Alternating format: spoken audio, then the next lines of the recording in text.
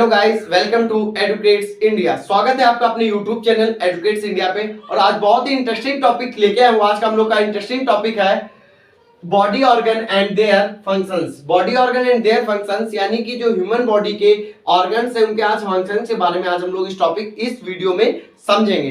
तो one by one करके ज्यादा समय ना लेते अपने वीडियो को आगे की ओर चलते हैं। अभी तक आप लोगों ने अपने यूट्यूब चैनल एडुकेट्स इंडिया को सब्सक्राइब ना किया हो, सब्सक्राइब कर दीजिए और बेल आइकन दबा दीजिए, जिससे आने वाली सभी वीडियोस का नोटिफिकेशन आप लोगों को मिलता रहेगा।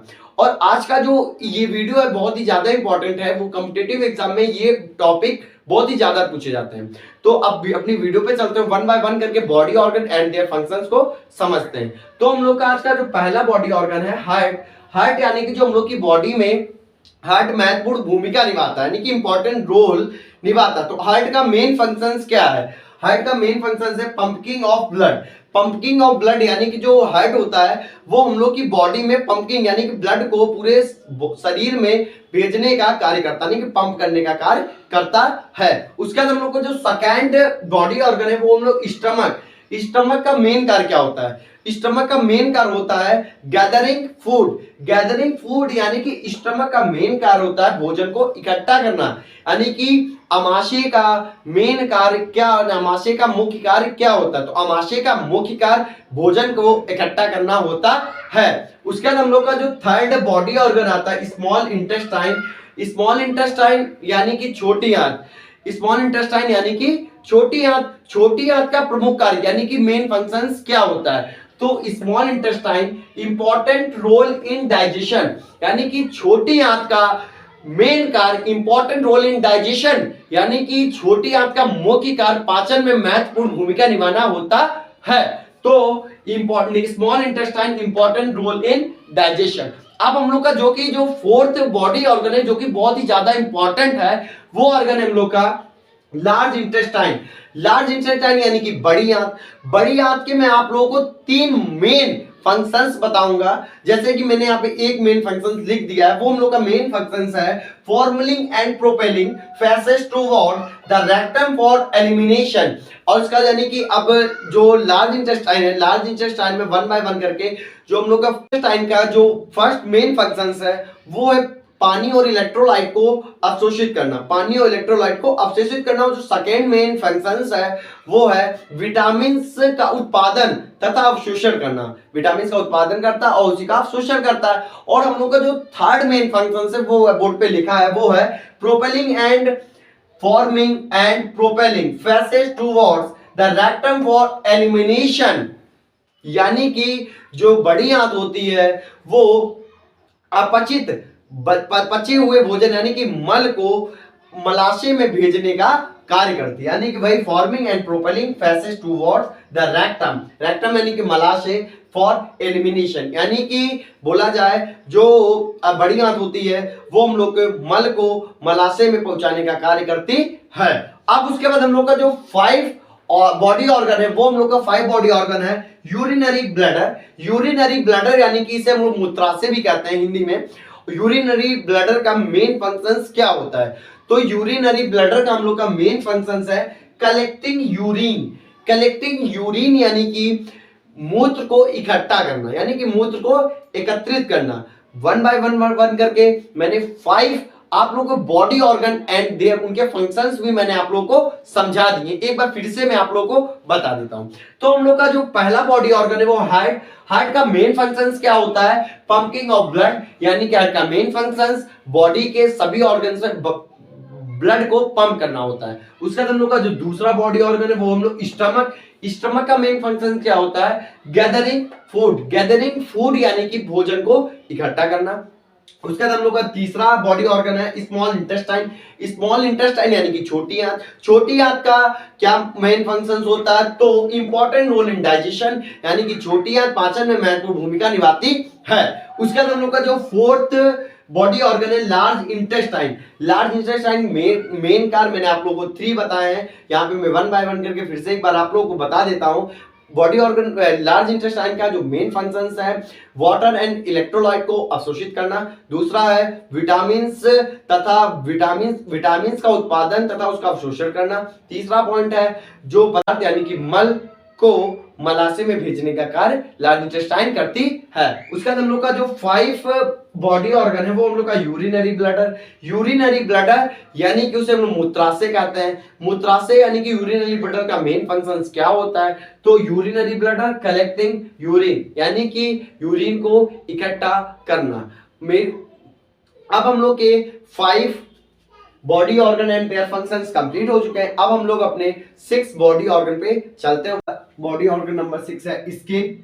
स्किन का जो मेन फंक्शंस क्या होता है, तो स्किन का मेन फंक्शंस है the largest organ of the body, यानी कि जो स्किन होती है वो मानव शरीर में सबसे बड़ा अंग होती है और इसका मेन फंक्शंस है शरीर में बाह्य आवरण प्रदान करती है, यानी कि मानव शरीर में बाह्य आवरण प्रदान करती है, यही मेन फंक्शंस है स्किन का। बॉडी ऑर्गन है वो है लीवर।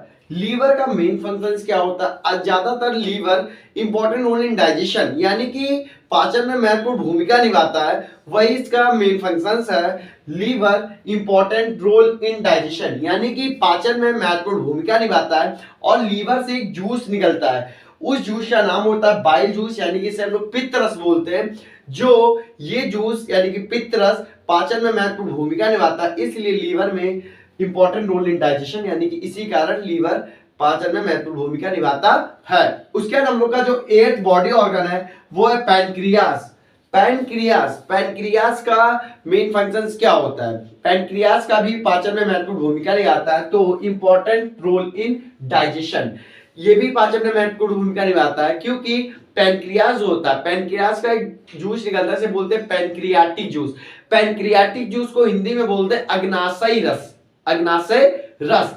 पैनक्रियाटिक जूस में बहुत ही ज्यादा मात्रा में एंजाइम पाए जाते हैं जैसे कि लाइपेज, ट्रिप्सिन, ये सब किस में पाए जाते हैं, पैनक्रियाटिक जूस में, यानी कि पैनक्रियास में पाए जाने वाला पैनक्रियाटिक जूस। पैनक्रियाटिक जूस में एंजाइम पाए जाते हैं, लाइपेज, उसमें उसी से पाचन में यानी डाइजेशन में मदद होती है, हेल्प होती है, तो इसीलिए पैनक्रियास का इंपॉर्टेंट रोल इन डाइजेशन, यानी कि पैनक्रियास का प्रमुख कार्य क्या होता है, तो पैनक्रियास का प्रमुख कार्य इंपॉर्टेंट रोल इन डाइजेशन यानी कि पाचन में महत्वपूर्ण भूमिका निभाना होता है।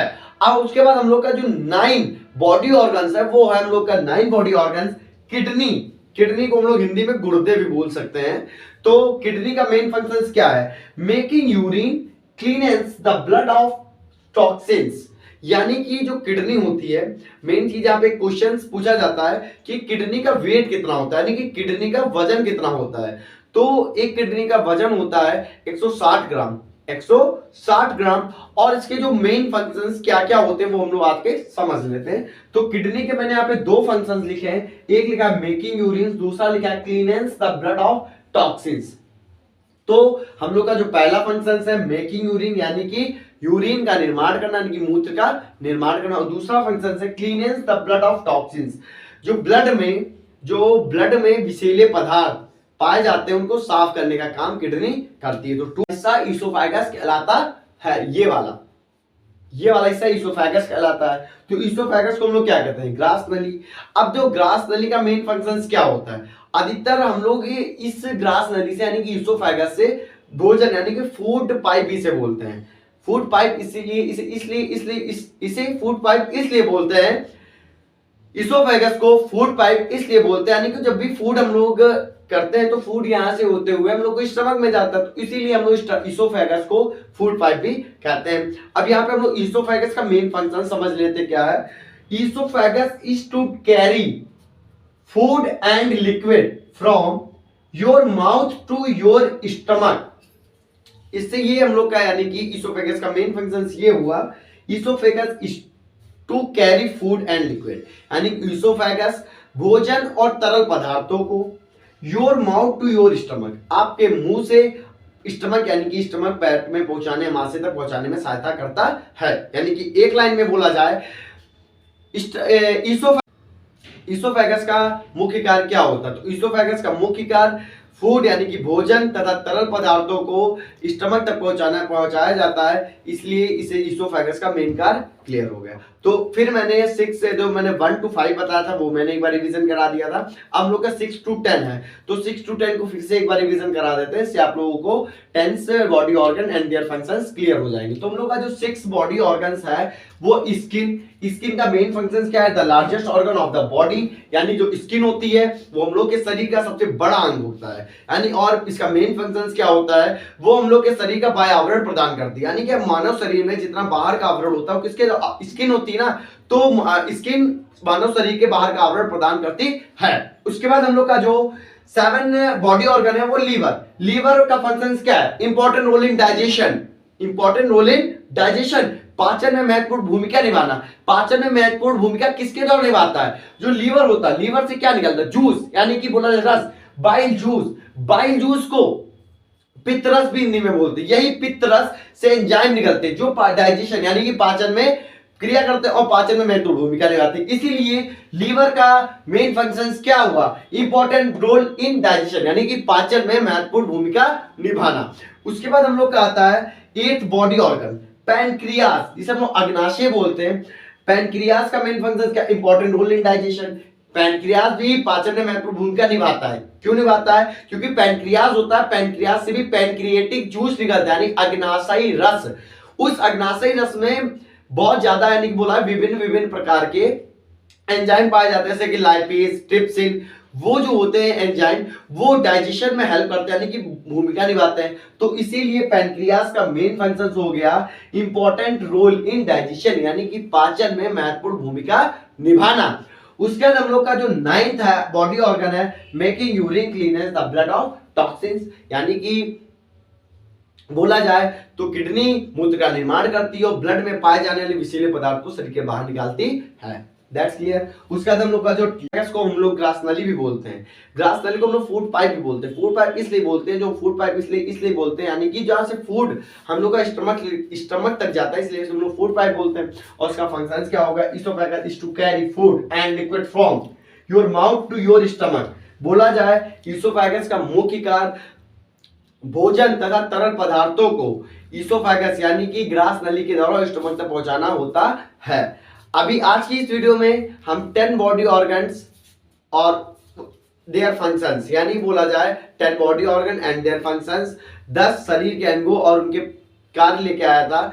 मैंने 1 by 1 करके 10 बॉडी ऑर्गन्स एंड फंक्शंस उसके बता दिए हैं। आप लोगों को कहीं भी कोई डाउट लगता हो आप लोग कमेंट बॉक्स में करके बता सकते हो। अभी तक आप लोगों ने वीडियोस को लाइक, कमेंट एंड शेयर ना किया हो तो ज्यादा से ज्यादा वीडियो को लाइक, कमेंट्स और शेयर